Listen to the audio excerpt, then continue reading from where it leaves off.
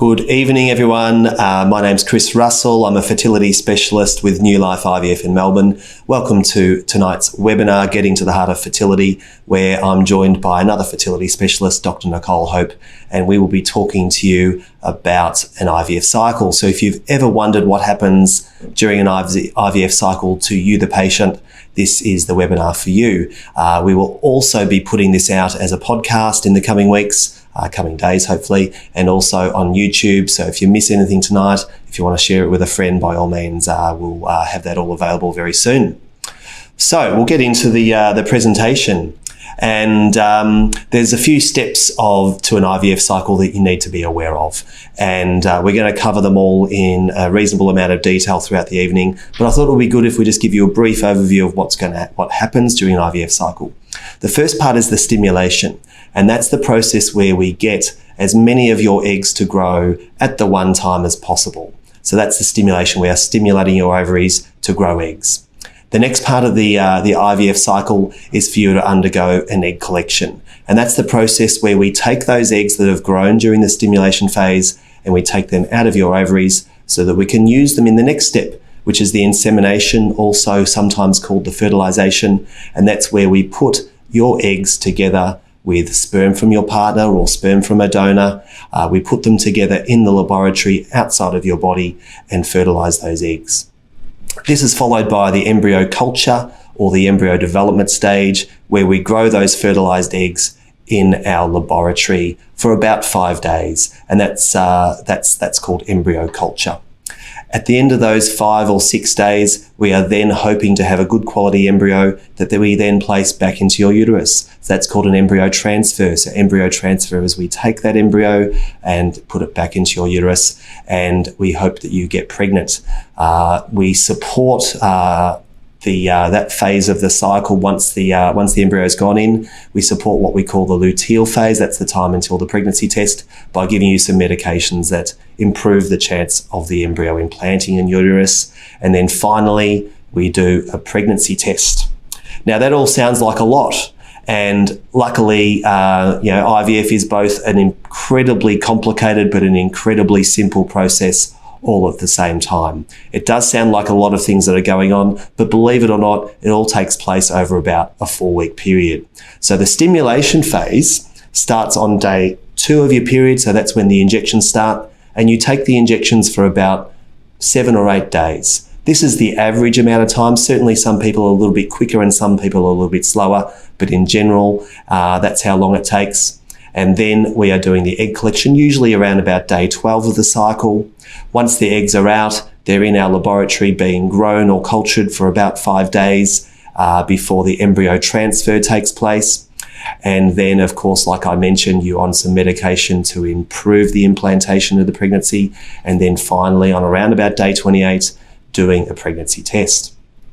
So tonight, I'm going to take you through the stimulation phase of the IVF process, and then you'll be thoroughly sick of me by then, and then you can listen to Dr. Hope and she'll take you through the remainder. And at the end of the night, we'll be back to take your questions. Now, if you would like to ask questions, it can be done so through the Vimeo app. There's a chat section. If you pop your questions in there, we'll get to those at the end of the session. Equally, if you would like to email us, I'll just ask, what's the email address for that? Denise, email address for questions? Newlife@newlifeivf.com.au. Send those through. We've already got some questions through in advance from people who would like some questions answered. We'll see if they're answered during the presentation. If they're not, we'll get to those at the end. I didn't mention also that another really crucial part of the IVF process is freezing the embryos, and we'll be discussing that later as well. Before doing IVF, we're not going to go into this in a great deal of detail. We're mostly going to talk about the IVF process itself, but before undergoing an IVF cycle, you have to, of course, decide whether IVF is the right treatment for you. And the way we do that is by doing a series of tests. So you would usually see a fertility specialist who would arrange some blood tests for you and your partner, if appropriate. And mostly what we're doing is infectious disease screens to see if there's anything we need to be aware of when handling your sperm and eggs. We always do an ultrasound because we want to know what the condition of your ovaries are like, in preparation. We want to know that we can reach your ovaries for egg collection, for instance, so that's very important. And we also want your partner to do a sperm test, because we need to know about the sperm, what its quality is, so that we can decide how to use the sperm in our laboratory. Anyone who undergoes an IVF procedure or fertility treatment in Victoria must undergo fertility counselling. That's all taken care of at Newlife IVF, and we always like to get you to meet with our fertility nurses as well, because we are doctors, we talk about medical things. We have a team of counsellors and nurses who all put their own, they all give their own insights into what happens during an IVF cycle, and they have a lot of experience in helping patients through IVF, and they will sort of go over what they feel is important for you to know prior. The last step, of course, is that you need to collect your medications, and that's all arranged by Newlife IVF as well. And once you've got your medications, you're ready to start IVF with your next period.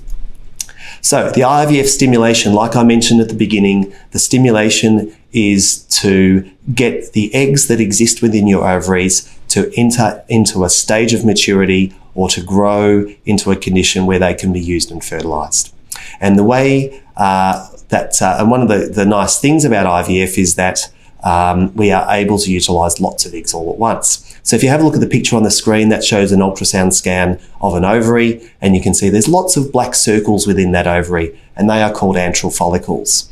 And during a natural cycle, when you're trying to get pregnant naturally, your body will select one of those antral follicles to grow into what we call a dominant follicle. And that's what's on the screen at the moment, a nice big fat juicy follicle, and that will contain a mature egg.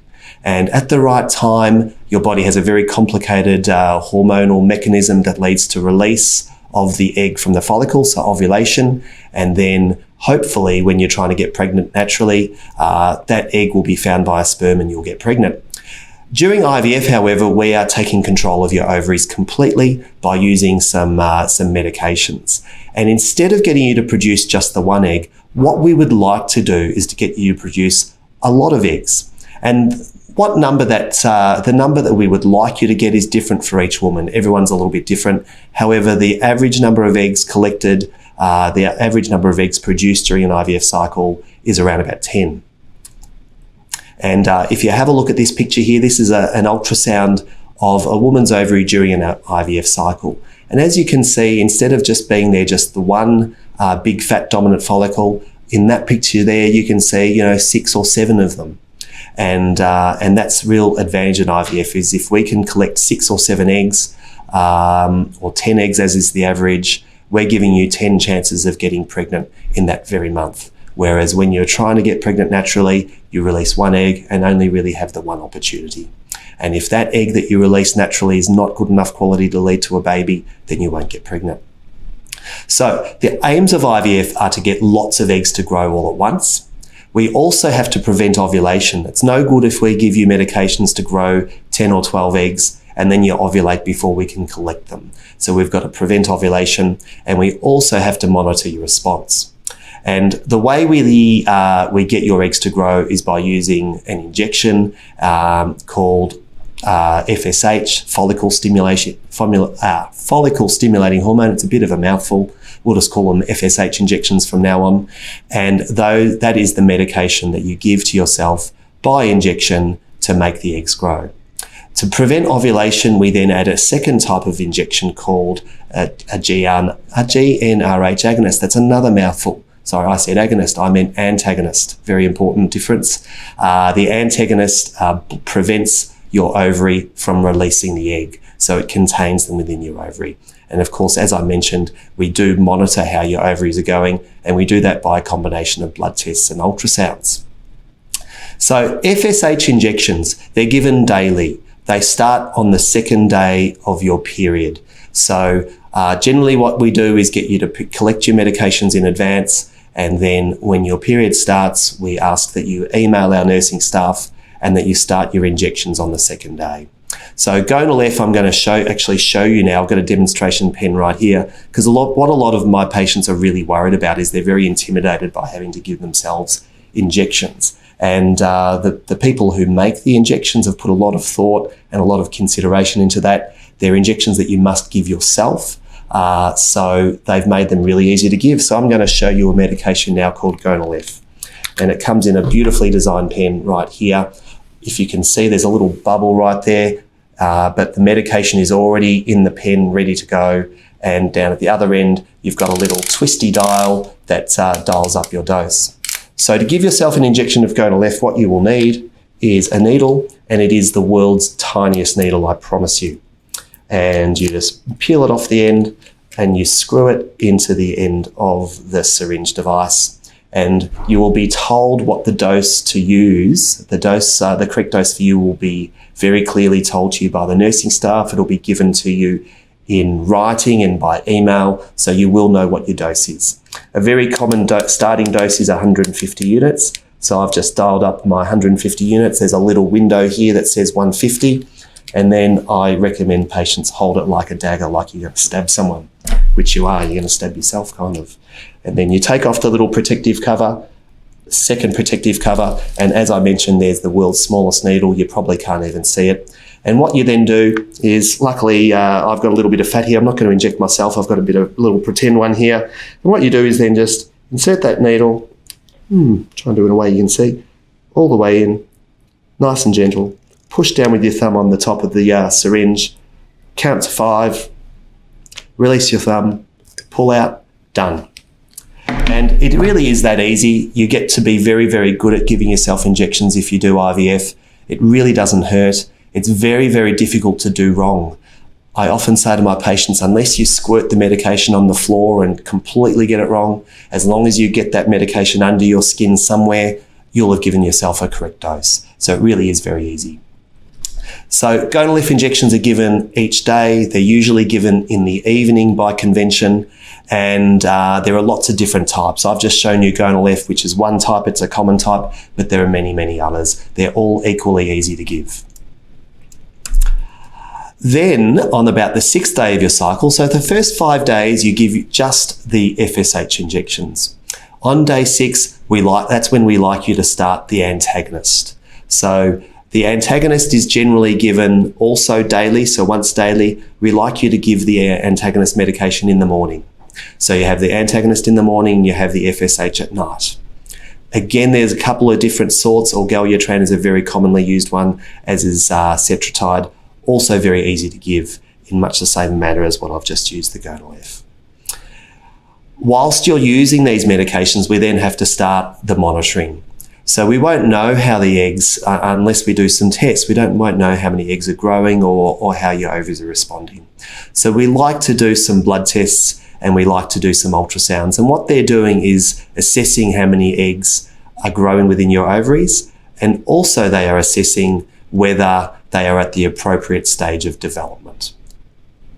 And again, just going back to that picture before, that shows the development of the follicles within a woman's ovaries. So that's what we're looking for, to see if there's any of those nice fat follicles. And we're doing blood tests to check your estrogen levels, your progesterone levels, your LH levels, which as a patient you don't need to worry too much about. Your nurse will discuss those with you a little bit. It's mostly the ultrasound that we're using to assess how things are going. And what we're thinking about when we look at these ultrasounds is, when is the ideal time for your eggs to be collected? And as an extension of that, we also want to know, when do we have to give the final type of injection, which is an HCG trigger injection. We generally just call that the trigger. And that is a really important injection to be given, because what it does, it signals to your ovaries, to your follicles, and therefore to your eggs, that your eggs need to enter the next and final stage of maturation, because eggs need to be what we call mature in order to be fertilized. And the best way to do it is whilst they're still contained within your ovaries, and by giving yourself an HCG trigger injection. Now, this is when the timing of injections really gets quite precise. And because what will happen if we give you an HCG trigger injection, your ovaries will release those eggs around about 38 to 40 hours afterwards. We know that the ideal time to collect your eggs is 36 hours after the ovulation trigger. So therefore, your nurse will be really quite precise in telling you when the HCG trigger should be given. So what we normally do is we start by thinking, when is your egg collection timed? And egg collections are usually done in the morning. First egg collection of the morning is normally done at about 7:30 a.m. that is, and the last egg collection could be any time from 11 till midday till 1. Sometimes if it's busy, it can be even 4 or 5 p.m. in the afternoon. So what your nurse will do is place you on the egg collection list and then count back 36 hours so that you know that that's the time you should give your last injection, being the HCG trigger. There is a little bit of flexibility. So I've just sort of said, we need to be quite precise. And what we really like is for the patients to be precise, because on egg collection day, sometimes the egg collections run a little bit quicker than planned. Sometimes they run a little bit slower to planned. And what we know is that as long as we collect your eggs somewhere between 35 and 37 hours, we're going to do just fine. So we do like you to be quite precise with the timing of your trigger shot so that we have a little bit of extra flexibility on the day of egg collection. And I think it's really important to understand this fact, because it can be very nerve-wracking sitting, waiting for your egg collection, and you're looking at the time thinking, oh my God, it's 36 hours and 1 minute, am I going to have ovulated? No, it'll be fine. We've got an hour window either side. So that's about all I can think of to talk about stimulations at the moment. As I mentioned, any questions, fire them in during the presentation. But now I'm going to hand over to Nicole, and she'll take you through the next steps in an IVF cycle.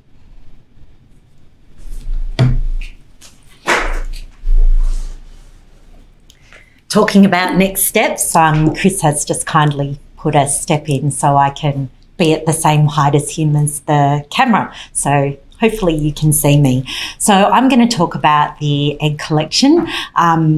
Chris has actually filmed some really great videos to show what we actually do at Newlife. So I'll be running you through those videos as well.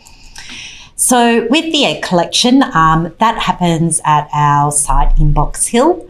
It's done under sedation. What that means is you do get an anaesthetic. You will be asleep. You shouldn't be able to remember the procedure or be awake during the procedure, but it's not a full general anaesthetic. It's kind of like a twilight anaesthetic. Usually the procedures are sort of scheduled roughly every half hour.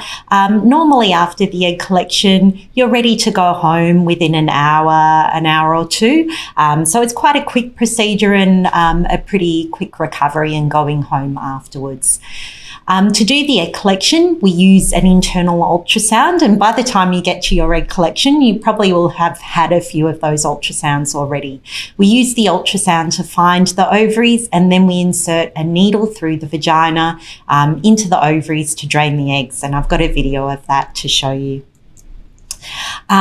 This is just a little picture showing what we actually do, and you can see the ultrasound in the vagina. When the ovaries have been stimulated, like Chris was showing you, the ovaries become quite enlarged and swollen with these big juicy follicles, and they hang down quite low. And so we can push hard against the vagina and literally push our needle straight through the vagina into the ovary, and do this under ultrasound guidance. So this is a video of Chris doing an egg collection. What you see there, you've got the metal tray, and on top of that are a group of test tubes, and they're actually sitting in a warming device. And so that's keeping the fluid nice and warm, which is how the eggs like to be. So that picture you're seeing there is the ultrasound. And so Chris has inserted a needle into one of the follicles. The needle is the sort of white long thing that's just being pushed there into the black space, which is one of the follicles.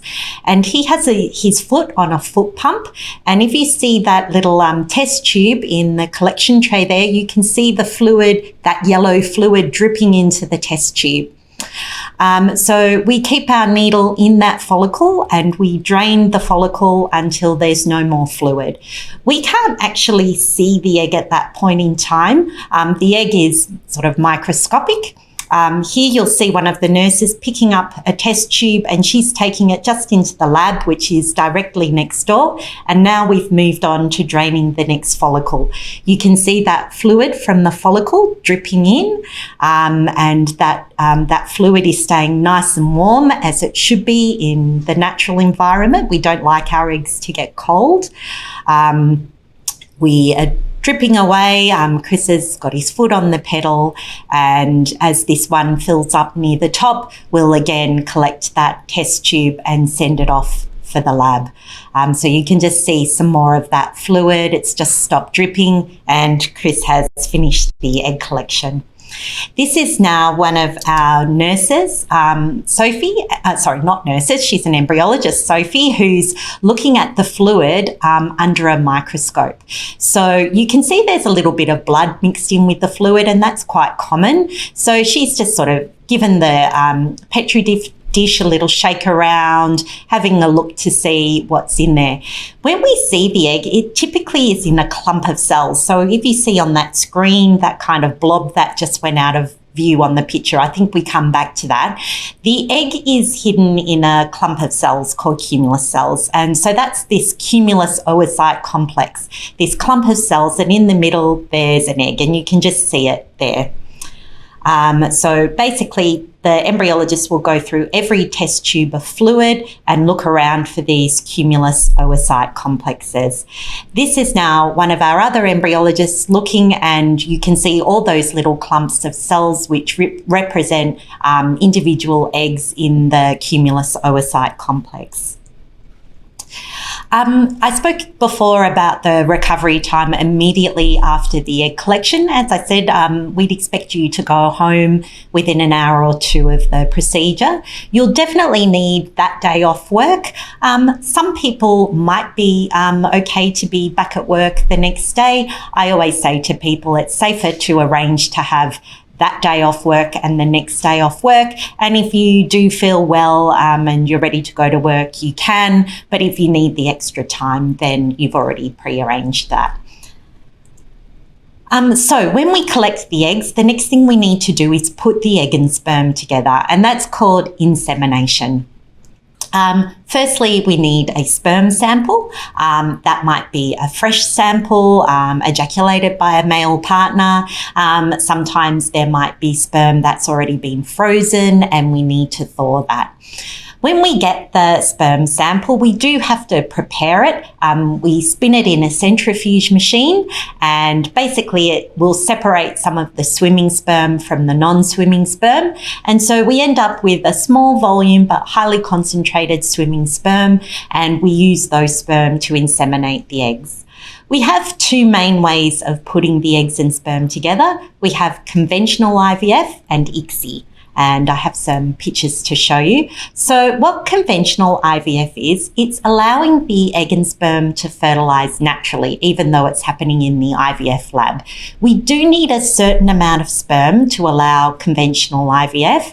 So if you have low sperm count, there might not be enough sperm to actually attempt conventional IVF. But basically, we have the egg and we need about 100,000 swimming sperm per egg, and then we put them next to each other in a Petri dish and we leave them overnight to fertilise naturally. And that fertilisation process can take about 18 hours.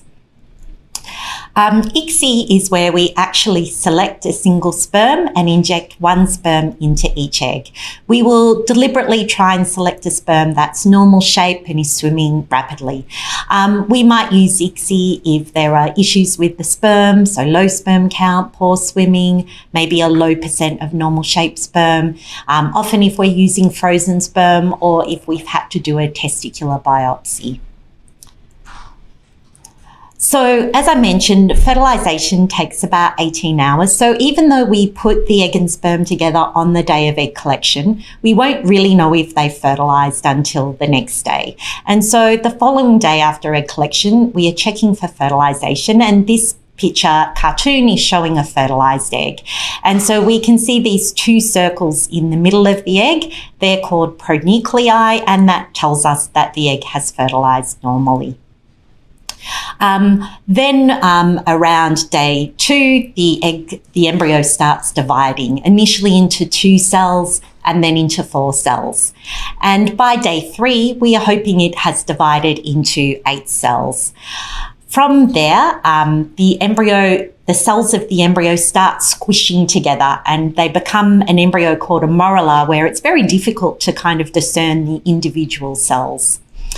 And then from the morula stage, they become a blastocyst embryo. And this is where we want your embryos to be on day 5 when you come in for the embryo transfer.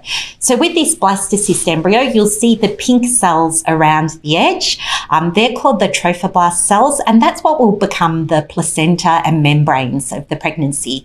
And then there's a little clump of cells in the middle they're the purple cells on the cartoon. They're called the inner cell mass, and hopefully that's what will become the baby. So you can see now some diagrams showing you the inner cell mass, the trophectoderm, and the cavity. We grow our embryos in an embryoscope, and this is a picture of 2 of our embryoscopes. What an embryoscope is, it's an incubator, so your embryos are growing in that device, but we are filming the embryos all the time. And it means we can watch these stages of development without having to pull an embryo in and out of the incubator every day. So this is now a video of an egg.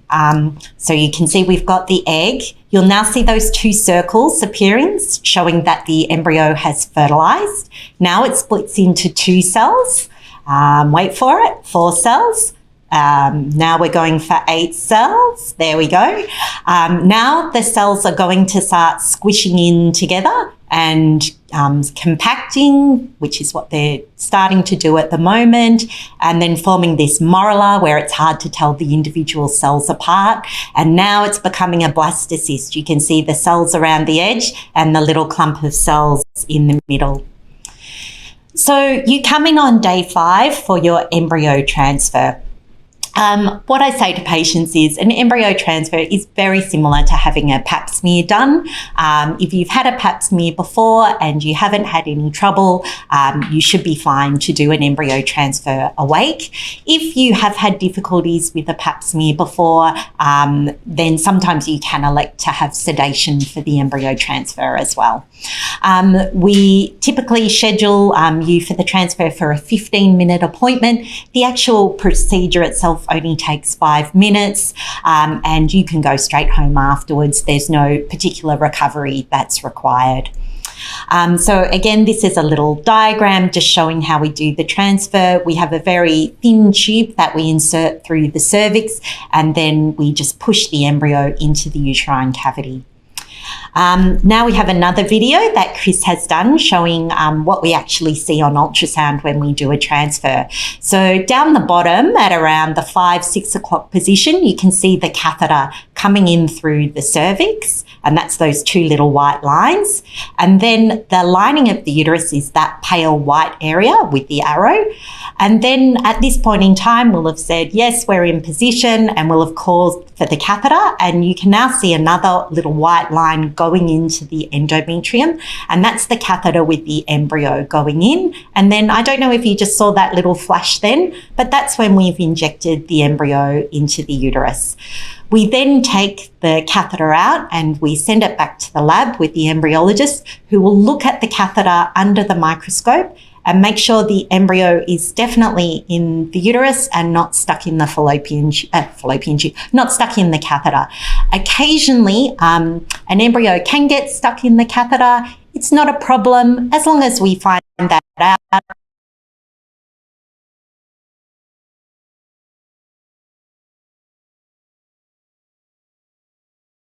On the day that you have the transfer, generally we are wanting to put back 1 embryo at a time. If you have more than 1 good embryo, we will automatically freeze any other embryos that reach that stage of the suitable stage of development. Sometimes an embryo might not quite be a blastocyst on day 5, and then we will actually grow the embryos for an additional day and reassess them on day 6. And if they make it to the blastocyst stage at that time, we will freeze. So I'm now going to talk about luteal support. So Chris talked to you before about the medications that you have for stimulation and for triggering ovulation in preparation for the egg collection. When you have an IVF cycle and you've had all those medications, sometimes your body doesn't produce as much progesterone as it needs to. And so luteal support basically means trying to get you to have extra progesterone so your period doesn't come too early. So mostly we give this in the form of giving progesterone, and usually it's vaginal progesterone. There are tablets, there are capsules, there are creams that all go into the vagina. We can also give progesterone in the form of an injection. Unfortunately, these injections tend to be a little bit more expensive and sometimes a bit more difficult than the vaginal progesterone. Sometimes we will give people extra injections of HCG, which is pregnancy hormone. That's not actually progesterone, but it can stimulate the ovaries to make more of your natural progesterone. We generally try to steer clear of HCG because it can increase the chance of ovarian hyperstimulation syndrome, but in certain circumstances that may be appropriate for you. And then around 2 weeks after your egg collection, we are doing a pregnancy test. When you come for your embryo transfer, you'll be given a sheet of paper letting you know what day to do your pregnancy test, and you'll also be given a pathology form to have that done. When you have your pregnancy test, if it is positive, we will then talk to you about what monitoring happens after that. We would normally repeat the HCG level each week for 2 weeks. So when you find out you're pregnant, you're usually around 4 weeks and 2 days pregnant at that time. We then do a blood test a week later at 5 weeks and 2 days. A week after that at 6 weeks and 2 days, and then we get you to have an ultrasound at around 7 weeks. At 7 weeks, we hope that we can see a baby and a heart rate. Before then, we can't see too much on ultrasound. It's a bit too early. So that's our summary of an IVF cycle from start to finish, and we now have some questions. I think I've got some ones here that I can tell you about. So the first question is, can embryos be transferred on day 3? The answer is yes, they can. If you can remember from the pictures I showed you before, on day 3, an embryo is typically around 8-cell stage. We do know that some embryos look good on day 3 and they are at the 8-cell stage, but then after that, they fail to progress to the blastocyst stage at day 5. So generally our preference is to transfer an embryo on day 5 because it's proof that the embryo has progressed beyond that 8-cell stage and made it to a blastocyst. But it's certainly in certain circumstances, it may be appropriate to transfer at day 3 stage, and we can certainly do that. And, 20 years ago, we only used to do day 2 and day 3 transfers, and people still got pregnant from that. However, we do see higher pregnancy rates with the blastocyst transfers on day 5. The next question is ICSI the only option when using frozen eggs? And unfortunately, it is the only option. To fertilize the eggs with standard fertilization, the eggs need to have those surrounding cells, the cumulus cells. When we freeze an egg, we actually strip off those cumulus cells, and so that makes it much more difficult for the sperm to fertilize the egg naturally. So yes, when you have frozen eggs, we do use ICSI routinely. Next question is, for egg retrieval, are there alternatives to being put under general anaesthetic? So as I mentioned, it's not actually a full general anaesthetic, it's more a sedation, and the procedure is very quick. So you actually are not getting anaesthetic for that long. If you are worried about anaesthetic, if there's a particular drug that you are worried about, then you should let your doctor or the nurse know, and they can check with the anaesthetist if that drug will be used or if there's an alternative. It is possible to do an egg retrieval under local anaesthetic. We do occasionally do those in specific circumstances. but our preference is to do it under sedation, because when you are sleeping, you're more relaxed, you're less likely to move, and that makes the procedure safer and more straightforward for us. So I think maybe the next question is for Chris, is that right? Yep. So he's coming very soon. Thank you, Nicole. So lots of good questions. The next one is, for those of us who live regionally, can the blood tests and scans be done locally? Yes. So we do that rather a lot, in fact. And I didn't mention earlier that when you are having your blood tests and ultrasounds are generally done at our Box Hill clinic, and blood tests are done at various Melbourne pathology collection centres. Now, it's really important with blood tests that we get the result very quickly. So we've got arrangements with Melbourne Pathology that if our patients have their blood taken at certain centres nice and early in the morning, that we will in fact get the results by lunchtime. And that's really important when we're deciding how to time your egg collection. Having those results is really important. So I failed to mention that earlier, but in terms of people who don't live in metropolitan Melbourne, absolutely. And we've had people do their ultrasounds in all sorts of places. I can think of patients of mine who've had ultrasounds in Perth, blood tests in Queensland, and then we are able to collate those results and then have you down to Melbourne for your egg collection at the right time. So usually we've got little satellites set up where we've got agreements with ultrasound clinics and pathology providers in most regional centres in Victoria. And if we haven't got one for a particular place where you're from, I am very confident that as long as there's someone with an ultrasound machine, we would make that happen.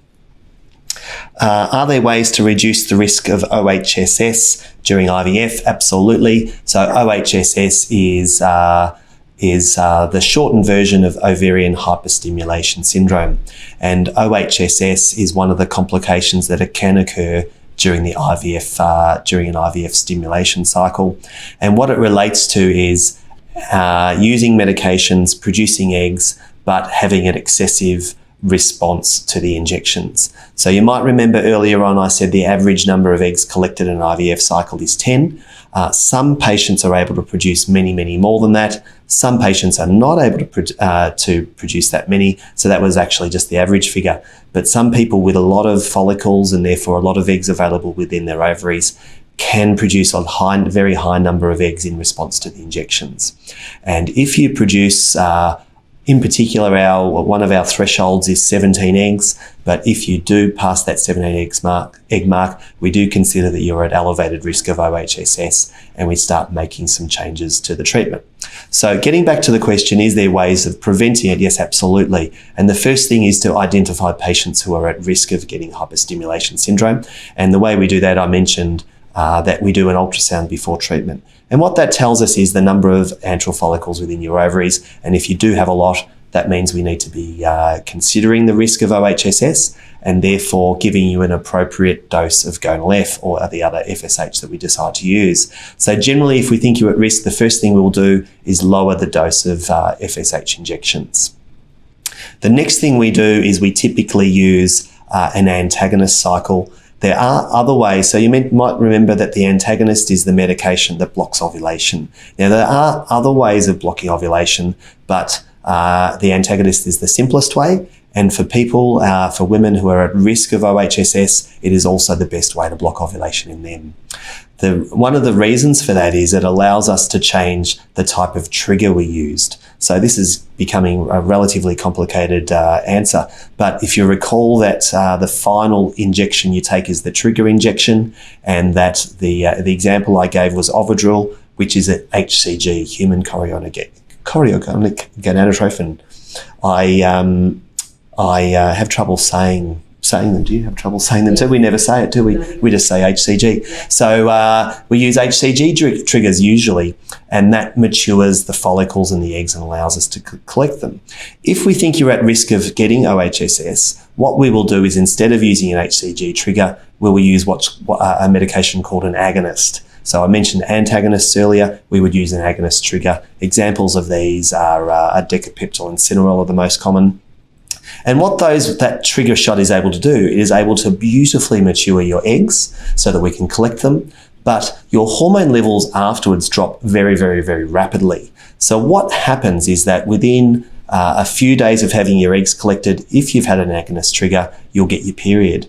And once you get your period, all of your hormones have gone back to normal. So you actually have no time to get the symptoms of OHSS or the complications that take place with OHSS because your hormones return to normal so very quickly that it just cannot happen. So they are the steps that we consider instigating if we've got a patient who is knowingly at risk of OHSS or someone who might be at risk of getting it. The final thing we do is we may have used an HCG trigger because we were expecting 12 or 14 eggs. We might get a surprise on the day of egg collection and find that there's 18, 19, 20 eggs there.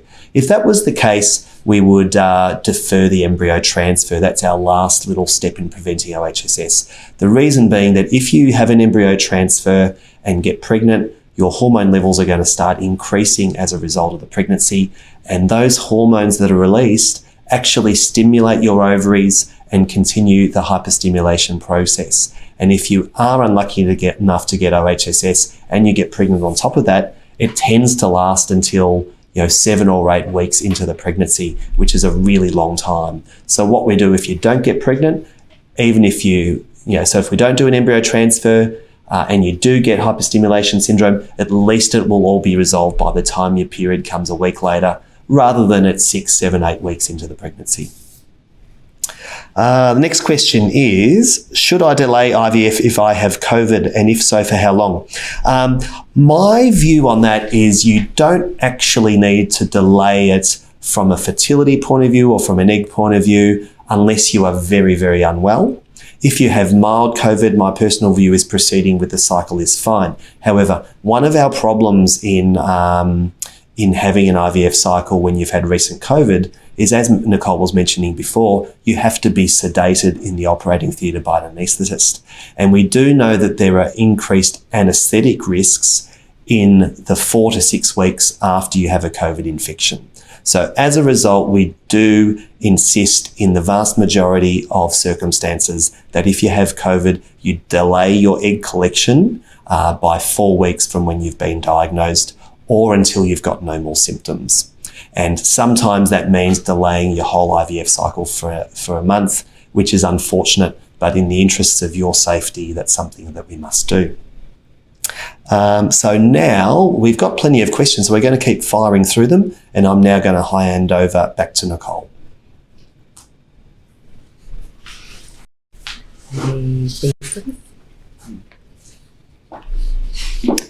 Okay, so the question I have here is, how does the doctor determine what FSH medication to use? As Chris mentioned earlier, there are actually multiple medications. Some devices are easy to use. Some devices are a little bit more complicated. So Chris showed you before the gonal F pen, which is pre-mixed in a pen device. There are some of the preparations that you actually have to mix up yourself and draw up in a needle. That's a little bit more complicated. And often when someone's having a first cycle, we are just trying to keep things as easy and straightforward as possible. There isn't any particular evidence that one product is better than the other. However, individually, there are some people who do seem to have a better response with one medication than the other. So if we try a certain combination of medications and we're not happy with the results, sometimes we might consider trying a different medication as well. So ultimately, usually the first cycle, we're trying to keep things pretty simple and straightforward. And if we then are not getting the results that we want, we might try something different. But there's not actually one brand that is better or has better outcomes. And one person can try one medication and have a great outcome. The other person can try the same thing and maybe their result is not as good. So a little bit trial and error sometimes, but initially, certainly, we're just trying to make things as easy and straightforward for you as possible. The next thing says, what factors impact the egg and sperm fertilizing? So there are sperm factors, there are egg factors, and there are also combination egg and sperm factors. So I mentioned before that if the sperm parameters are abnormal on the baseline sperm test, that might indicate there might be an issue with fertilization. So low sperm count, poor swimming, a low percent of normal shaped sperm, or the presence of sperm antibodies. And with regards to the low sperm count, often if we're getting sperm from the testicle, we will naturally just have a low sperm count as well. We can't always, if the sperm is normal, we can't always predict if fertilization will happen. So unfortunately, we know that even when the sperm looks great and the eggs look good, there will potentially be 5 to 7% of people who will not get fertilization with the natural or conventional fertilization process. And unfortunately, we do only find that out the day after the egg collection. And if we see that the eggs haven't fertilized, then for future IVF cycles, we would recommend doing ICSI. Unfortunately, we can't go back and do ICSI the day after the egg collection. And so the fertilization process has to be right from the beginning. So this is something you would speak about with your doctor before starting treatment about which fertilization method is going to be right for you. The next question is, does frozen sperm or frozen eggs impact the quality and success of fertilization? As I mentioned before, generally with frozen eggs, we are going to use ICSI, but otherwise we would expect normal fertilization rates compared with ICSI of fresh eggs. With frozen sperm, often we don't have as much frozen sperm as what we would have in a fresh ejaculate, so we are dealing with the issue of low concentration of sperm, and because of that reason we would often do ICSI. But if we had large amounts of frozen sperm, it is in some circumstances possible to try conventional insemination. So then when is the best time to come off the pill before starting the IVF process? Generally, I would suggest to people to have a full month off the pill before beginning. Sometimes we actually deliberately put patients on the pill for scheduling purposes. So if someone says, I'm only going to be in Melbourne for this period of time and I want to have my egg collection then, we may actually keep them on the pill right up until starting their medication so that we can actually schedule the egg collection to happen in a certain period of time. But normally, if that's not the issue, I would say stop it a month beforehand so it's well and truly out of your system before you start treatment. And I think, Chris, do you have some more questions? We've got lots of questions tonight. I think Chris is just getting the list off the internet. And he's coming over now.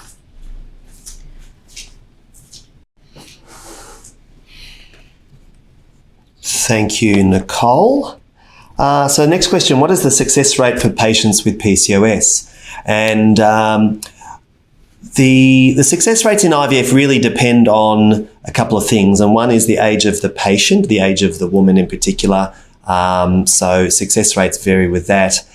But if you compare women of the same age who have PCOS versus women who don't have PCOS, in fact, we generally get better success rates in women with PCOS. And the reason for that is that the other factor apart from age is the number of eggs that we're able to collect at the time of egg collection. And when I was talking about hyperstimulation syndrome earlier, I was sort of talking about some patients have a lot of eggs, some patients have lower egg numbers. Typically, if you've got PCOS, you've got a very high number of eggs. And generally what we're trying to do during your stimulation is to make sure you don't get too many and have hyperstimulation. We also don't want too few, but we tend to find that women with PCOS do very, very well.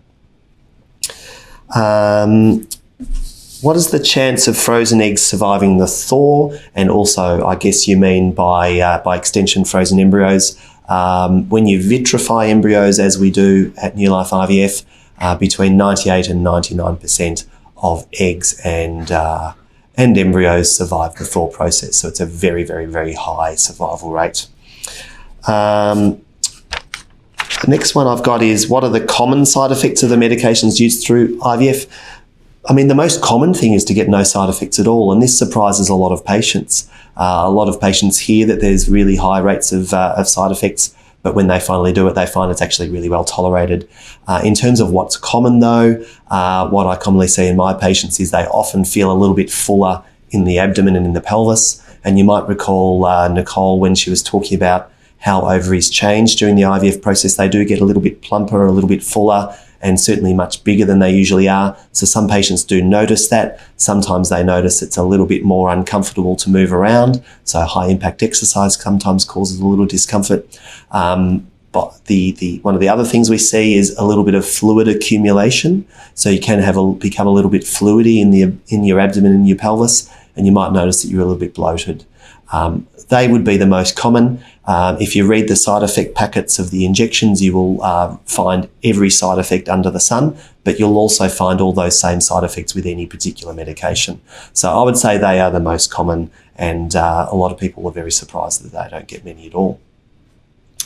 So unless I'm very much mistaken, that's the end of our questions. We did get some very specific questions today about things unrelated to the presentation, and I think it's just important for me to explain that we can't give personalised medical advice in this sort of forum. So if you did ask a question tonight that we haven't answered, and it was fairly specific about your situation, we will be getting in contact with you in the next few days with a response to that question off the air. But that concludes the evening. Thank you for joining us. We hope you found it useful. I mentioned at the beginning that we will be publishing this as a podcast that will become available very soon. It will also be broadcast on our YouTube channel. I encourage you to follow us on social media, on Instagram and on Facebook, where we frequently give fertility updates and information. And most importantly, on those forums, you will find out when our next webinar is, which is usually on the second Tuesday of each month, Denise? Yes, she's saying yes. Yep, that was my memory too. And we'll be publishing the topics and inviting you to join those. So thank you very much for joining us this evening. From Nicole and myself, we do enjoy putting on the presentations. We hope you found it useful. And as always, we are forever available to you. Visit newlifeivf.com.au for more information. Have a great evening.